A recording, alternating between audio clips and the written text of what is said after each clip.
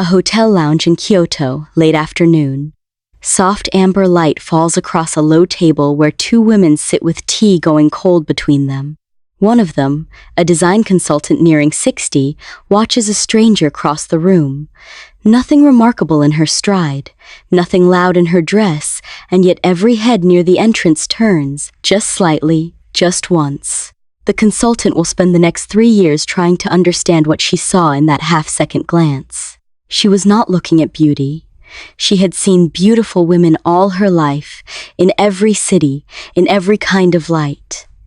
This was something else, an outfit that did not ask to be noticed, and was noticed anyway. When she finally traced the answer, it did not come from a fashion house. It came from temple archives, garden design manuals, and court records nearly 1,000 years old. There is a science to why some women simply read as correct. Researchers studying visual perception have long known that the eye does not process a person the way it processes a sentence piece by piece. It processes proportion first, almost instantly, before a single detail is consciously registered. What that Kyoto stranger was wearing had nothing to do with cost. It had everything to do with ratio. 5 old principles explain it. None of them require new clothes. 1. The rule of 3 weights. For centuries, Japanese court painters worked from a formula almost identical to what Western artists would later call the golden proportion. 1 dominant tone claiming most of a composition, a second tone in quiet support, and a final sliver barely 5% allowed to carry all the tension. A folding screen from the Heian period shows this instinctively. A wide plane of muted gold, a modest band of indigo, and 1 small red seal, deliberately placed, deliberately alone. Applied to dress, the same math holds. 1 dominant color across the body, a secondary tone in gentle relation to it, and 1 small deliberate note, a cuff, a stone, a single scarf carrying the accent. Nothing else competes for the eye's attention. The old painters understood something modern closets forget.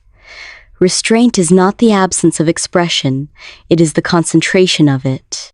But choosing the right colors was never the hard part. Knowing how those colors behave next to one another that took a different kind of discipline entirely. 2. The grammar of layers. In the imperial court of 9th century Kyoto, a woman's rank was read not by a single garment, but by the sequence of silk layers visible at her sleeve and collar, sometimes a dozen robes deep. What mattered was never any one color alone. It was the quiet migration from one shade into the next. Plum easing into rose, rose easing into the palest blush, so gradually the eye could not locate where one layer ended and the next began.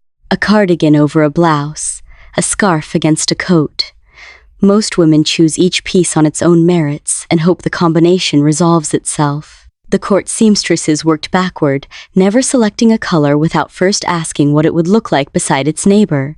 When each layer eases into the next, rather than announcing itself, an outfit stops looking assembled.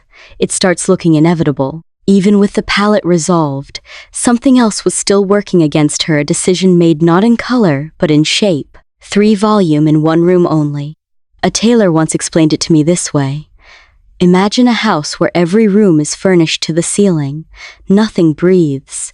Nothing has space to matter. Dress, she said, obeys the same law. Fullness above the waist requires quiet below it. Fullness below requires containment above. The moment both halves compete for volume, the eye loses its anchor entirely, and no amount of good color can rescue it.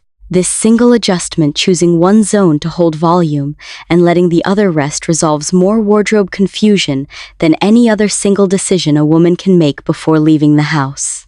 And yet the most important principle of all had nothing to do with what was shown, but with what wasn't. 4. What the garden teaches about the body. Japanese garden designers have always understood that a path fully visible from end to end loses its power to hold attention. Interest survives only where something remains unseen, a turn in the stone, a gate half glimpsed through leaves.